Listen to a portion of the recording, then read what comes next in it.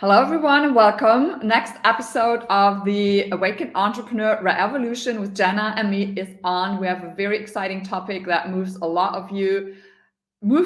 a lot, which is to explore and go deeper in what exactly does it mean and look like to run your business, our businesses from heart and soul, or the new way, however you want to do that, without getting and falling into these pitfalls, getting distracted, and then getting caught up in your mind in all of the shoulds that we see online of how it is supposed to be, how we run our businesses, how we are supposed to be spiritual, how we are supposed to make money, how we are blah, blah, all of these things. We want to really dive into that because both of us are a bit fed up by a few things and we're in the middle in beautiful transformations. And so we would love to share a bit about how that looks like for us, to make it more tangible, what a lot of times seems so untangible, but in fact, that is the new reality that is coming through, the new way the world is, and we want to shed some light on it, what that looks like in this part one, and there's a second part coming where we'll dive deeper into money right after this. So I'll hand that over to Jenna to also say hi. Hello, everybody. Thank you for being here. This is one of my absolute favorite things to explore. And, it's always my intention, and we were just talking about this before we hit record, to be really honest about how it shows up for me or for Judith.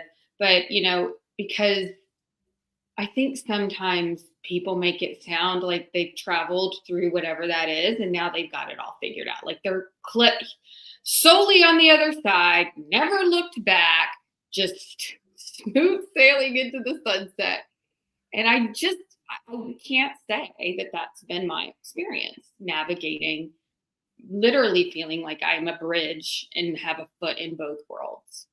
And so, my intention is to explore this at a deeper level, because so much of what is shared out there, and I guess I'm really more talking in the spiritual community, because not a lot of this has been shared through the business lens. So much in the spiritual community just really makes it sound like, you heal the thing, you feel the thing, you move on, and then that's clear. And, for me, that has not been my experience. There's definitely been, I want it almost like energetic cords, like that pull me back, or, asking me to surrender so far that I don't even know how to even take one step, much less follow a breadcrumb. And so we just want to explore this a little bit more and give you guys some tangible examples of what it can look like and where we're headed. So with that, I guess I'm going to just turn it right back over to you, Judith. Amazing. So let's set the frame of what both of us truly believe, heart and soul, to be true. And we're on that journey to becoming it, being it, however we want to frame that, which is the truth that we both know, like from deep inner wisdom knowing, is that we can create from the being, that we can create without the overdoing, that we completely can surrender, and that the path is to completely trusting that, right? Moving into these frequency levels, the higher ones of the world where we're in. In a nutshell, the concept is very simple, because if you want to break it down in one sentence, to create something, the reality of your life, your business, you have an intention that is at a level of vibrational frequency. You have that turns in our 3D world into a thought connected to an emotion. And if you stay there, if that's the overall path, right? Follow that vibration, that intention, it turns into your reality, because what is inside of you, vibrational, is what is reflected in your outer reality. So I guess this is, most of you listening have heard this concept, and probably you might be nodding, listening to this. Yeah, I heard that before. Yeah, I get that. Okay. And then reality hits. And then it's like, okay, I got it. It's a bit like when we talked about manifestation and you try to visualize, and sometimes you can't because there's stuff. But, we want to go now, take us from a point in the whole process that is further along the line, right? Saying the majority of, you look backwards a lot. You looked at trauma stuff a lot, which does not mean that there's here and there stuff coming along the way. But where we want to step in right now more is the phase of you've healed a lot, and now you're exploring where in your unconscious behaviors, your unconscious beliefs, all of that, that is quite to the surface, but it just needs to pop through, if you want, to come into your awareness so that you can see it and then test proof and see like, oh, this was under the surface, very close to the surface, but underneath it. Now that I'm aware of it and I can see it, is that my truth or am I bullshitting myself? And that is exactly these nuances of the time that we're in right now, which if you do not look at them and you don't not allow to get there, is what is sabotaging the success that you want to create or the result that you want to create, right? All of the things in the business, the right clients coming, no clients coming, money coming, whatever it is, right? The amount of work that you want to put in every day.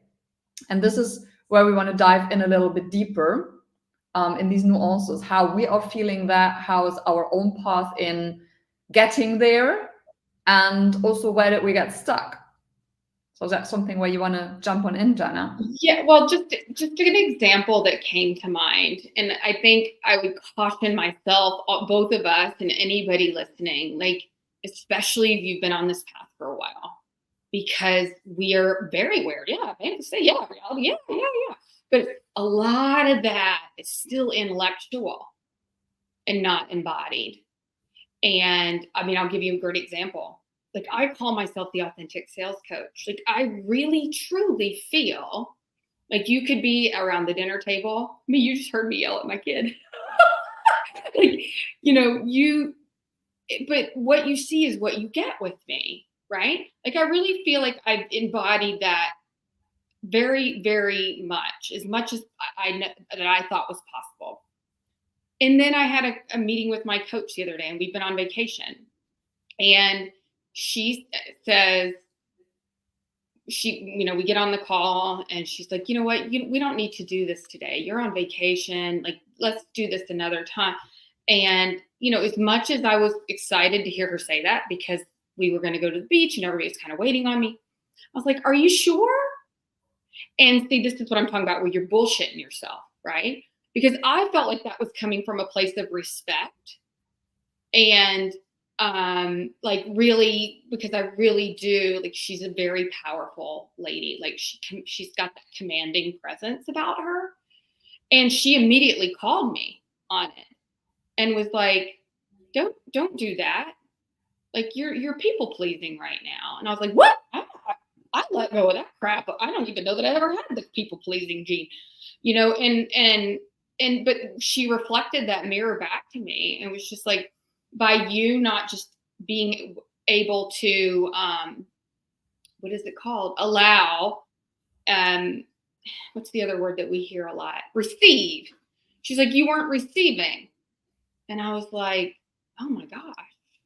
Like, I didn't even think about me not being authentic in that moment and just not receiving the gift from her that was, go be on vacation, just say thank you and but instead here I am not receiving and even going as far as people pleasing.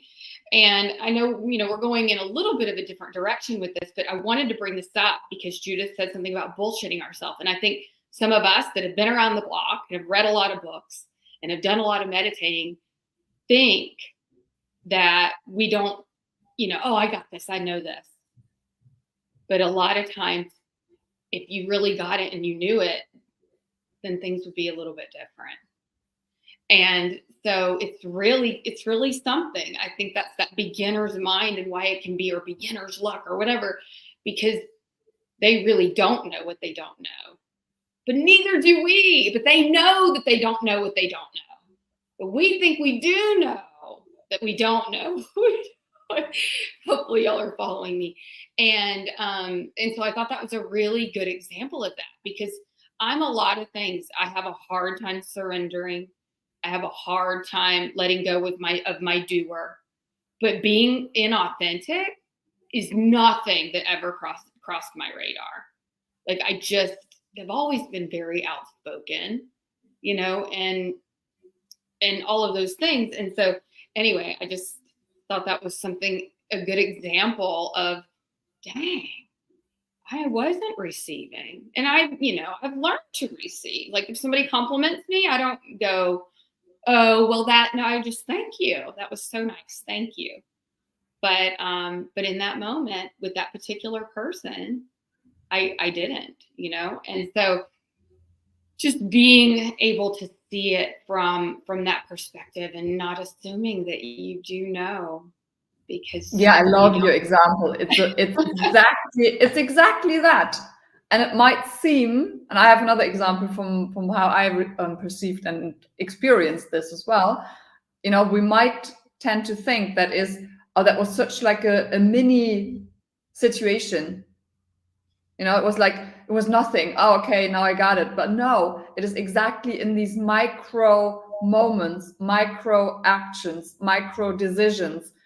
We take so many decisions, like thousands every day, unconsciously. And to bring that into more awareness on how we really actually operate, that is how we are sabotaging, potentially, the goal that we set, the intention that we set. And then it's either not coming or it's coming in a different way, right? And I would not have seen it had she not brought it to my attention. Yeah, that is the thing. This is the blind spots in that we operate. And for me, the other example I wanted to bring in is like when you say, oh, I'm really connected to authenticity because that's high for me, but also something where, that's very natural to me and I've explored this a lot for me. So I feel I'm quite high level there, yet still there is a blind spot to these things. And the same one for me is I'm very high in honesty, which gives me a lot of clarity. Right? So this is a high strength of mine, not only for other people, but also for me. But yet, the beautiful blind spot of that is that I sometimes then don't see until I see, not knowing what I don't know until I know, where I'm lying to myself. Like not consciously, obviously, but where I'm not really truly honest to myself with regards to either what I really want, and that then goes into receiving again, or am I not really being honest on, do I go somewhere? Do I go to either an online room or do I go meet somebody? And that is going then into people pleasing again, right? And I have to, and that is what I have been practicing over the last month a lot, every day in catching the micro moments where I'm about to do something, whether that is business or whether that is personal life, because it doesn't matter, because the pattern is the same, right? We can choose where we want to get this mirror or where we want to get the example, if you want, of, oh, okay, this is what I'm doing here. And then you can take it to potentially, okay, am I doing that anywhere else in any other areas? This kind of a pattern, and how much of that is really my truth. And that can be different, like the trigger that you find the easiest access to get there, it will be a little bit different for everyone. But that is really the skill of observing yourself, and allowing is also allowing, because it requires you to pause several times a day, not to sit half an hour and like not like that, but for a split second, for 5 seconds, to take this out of the running game. And that is something I had to practice a lot, because I was in this as well. Okay, now I got to do this, now I got to do this, now I got to do this. No, I don't. And then allow the question, what if I didn't? What if I didn't? See what comes up. And then the example I wanted to share on this, not like finding the own, not truthfulness, I can say, where I'm not in my truth, because that is then the honesty aspect. If you flip that around, it comes back to being out of alignment of my truth, right? And that is what we want to find. So I thought I was in full alignment and in full truth in putting out a program. That's a few months ago. Not too long, but a few months. Putting out a program. And I thought, because it came all kind of channeled through, I had the idea, it always like, oh my goodness, this is beautiful. And it did come through. So I put it out to promote, and actually really nothing happened. And when I then looked back at it, it was not because I did not follow the protocol of how you should be promoting something on Facebook, or, it was not about that. You could say, okay, you could have done the messaging, maybe you tweaked a little bit, but this was still not the point.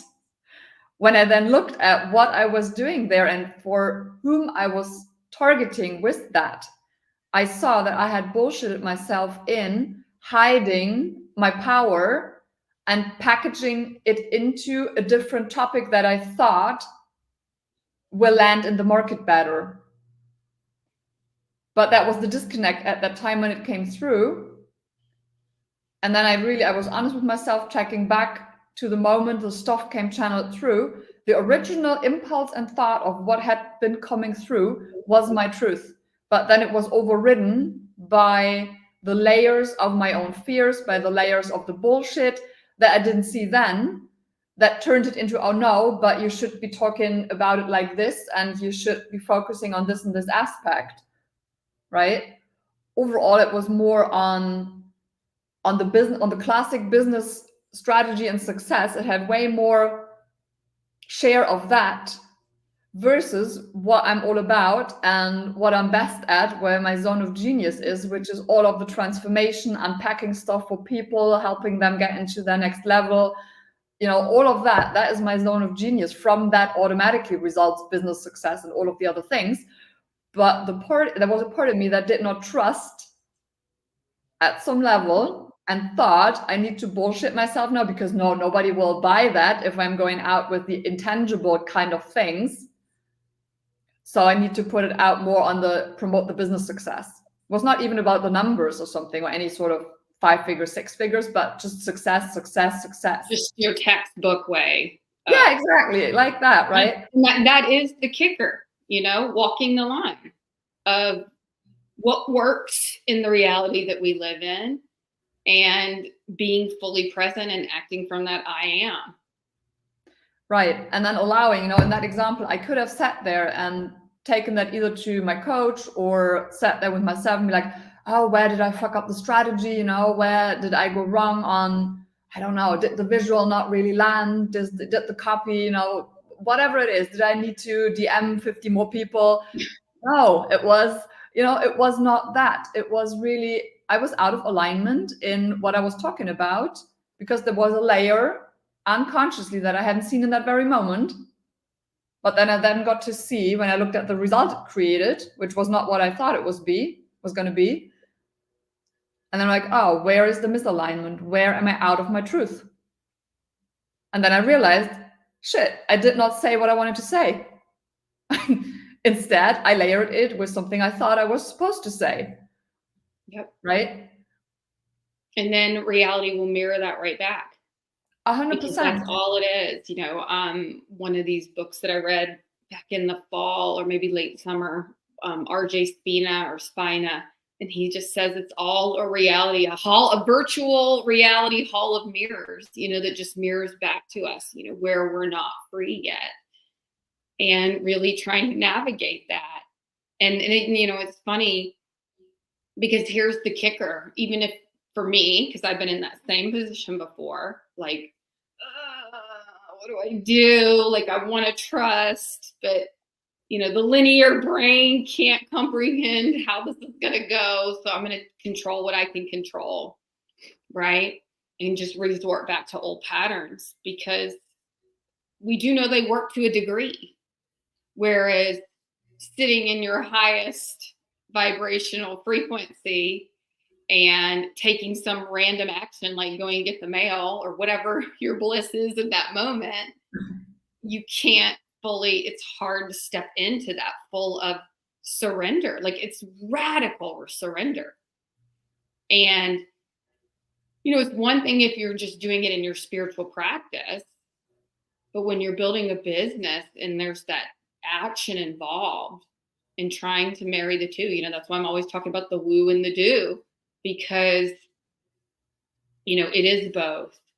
And sometimes I think it's more woo, and then sometimes we step into too much do, and it's like trying to land that plane, and getting it level on the horizon, so that you're really honoring both. But the kicker is sometimes you think you are until you realize you're not. Exactly. Yeah. And that's the exploration journey, right? And there's one thing I personally kind of cannot see or hear anymore. I don't know if that applies to anyone listening, is when people tell me I'm only using, if you want, all the beautiful things like meditation, breath work, all the body work, the somatic stuff, all of that side, that is kind of just the tool to counterbalance when I'm too stressed through all of the doing, the strategy, the 5 million things on my list. Oh, okay, then I have these 3 tools I can use to just go out of the stress again. It's like, my friends, it's not about that. It's not about that. That is like 2015, right? That is 2015. We're now about the embodiment of that. And just like Jana said, we're both at the same time. And it requires a lot of letting go and allowing to fully be in the unknown. And I know all of you probably have heard this beautiful sentence before: get comfortable to be in the unknown. And because we're so multi-layered in the way that we behave and think, I mean, even if you look at the brain, it's a complex thing, right? It's a damn complex thing. And then if we bring in all of the other layers, the energetic stuff, right, to cut through all of the bullshit, because that's what it really is, to break free from all of the programming and not getting lost in the idea of, okay, now I have let go of a program. This is to what Jana said in the beginning. Oh, now I released something. Sweet. Now I'm good. Now I'm there. No, you're not. And you're not supposed to, because that would mean that you, again, target at being at a certain status quo and then you're done. And that is the complete opposite of how the nature and the universe works, because it's in constant flow and movement. And if you attempt to get there for the sake of getting there, you're fooling Mother Nature and the universe. It's not going to work, right? There is nowhere to get, really. No. It's all a big illusion, but it's also very real, in a sense, because there is a life. It is linear. We are experiencing it. There is time and space. It's at that level. And it's, the same way you can like spiritually bypass in the love and the light. I mean, you can spiritually bypass the human experience, and just not understanding that while it all is true, the actual process of it is quite difficult. Yeah, the thing that you can do, like if we want to close this first part and then jump into the next one, how you can practice that, to not get lost in any concept of making this bigger as it is, going back to understanding you have these micro moments every damn day. And if you practice maybe 5 times a day or 10 times a day, to stop and see, and every time ask yourself, what is my truth? And allow to do random things, allow to follow what feels unlogic, and explore for certain amounts of a day. Just bring these parts in where you allow yourself to explore that what does not seem to make sense at all. Because these things, if you can practice to reconnecting to that is, if you then look at what your brain needs, what your body needs, the neuroplasticity of the repetition of creating the reality that it's not dangerous to do it. You don't die when you do that, right? That will help to more and more connect back and trust what the impulses are that are coming up. Just when I said about this program, right? If I had the ability last year to not override this very first impulse, that was my truth. But I hadn't trusted it enough back then to allow it to grow and to follow that path, even though it might seem unlogic. And the way I'm practicing that is really simple things every day. I'm allowing in between to just take a random walk somewhere. I'm allowing to eat something or not eat something, even though the structure of the day would be different. Even with social media, I'm allowing to post differently or to then not do the story. And that is not the procrastination, but if I'm really think, where's the truth that I want to share? Or am I thinking I'm just needing to go into a story and speak now because there is a story that needs to be filled? And when I have days sometimes where I don't feel like there is something coming out of me at the moment that makes complete sense in there, then either I don't go on the story at all, or I'm just putting in a picture and a quote or something, something quick and simple. And then you can still be in your game of your business. You're not completely going back and not doing anything that serves it, but you can still find a way in doing it simple, quick, in an aligned way. It's not draining, and you don't have to force yourself. So that is what I'm allowing, not forcing myself to do the things, yet still find a way to show up. If that is in business or if that is showing up for myself, honoring my own needs. Food is a great teacher for that. What are you really eating? Are you eating because you're hungry? Are you eating because you're compensating? Whatever, allow every day in these small kind of micro things to be your teacher, and to check in again and again. What am I doing here at the moment? This behavior in this very freaking moment, 5 seconds, 2 seconds, is that triggered by something that is not in alignment? And this is where you find your truth bit by bit. As unlogical it may sound, maybe, but this is also going to change the trajectory in your business and the way that you can create in a way more aligned way, and in a way that receiving opens up in a completely different way. Well, just to kind of summarize what I'm hearing you say, and what I have really found is so I will speak to this experience. I have found my groove when it comes to social media and posting, and just really enjoying what comes through. And for me, it's all about being present with your feelings in each and every moment as much as you can. And whenever you go offline, don't shame, give yourself grace, and it's your comeback, right? Oh yeah, that's right, I'm pure source consciousness. And a lot of the greats say follow your bliss. I took a spiritual course about a year ago. It's like, follow your bliss. And I tried so hard to follow my bliss, which is also an oxymoron. But, I did find on the days when I did, I felt so much more alive.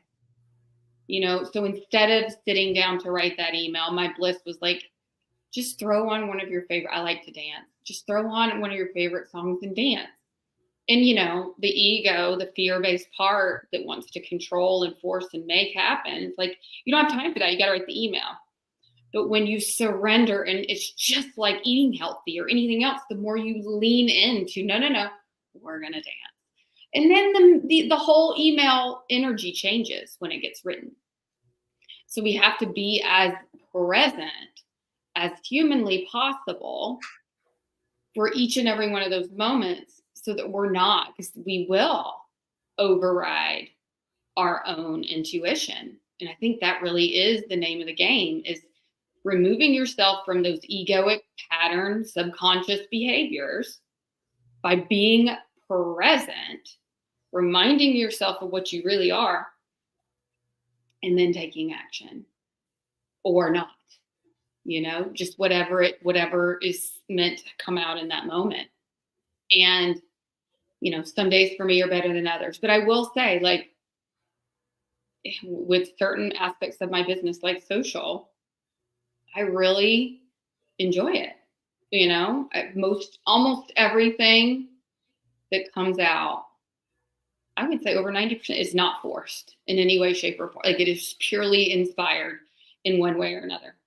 And so anyway, I share that part because it is possible. And that was a big part of what I worked on last year. I got rid of the content calendar. I got off of Instagram and posting reels all the time. And I really leaned into what feels most exciting to me. And Facebook is where it was.